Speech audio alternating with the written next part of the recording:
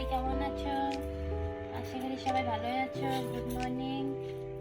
সকালে আমি এখন রান্না করছি, তো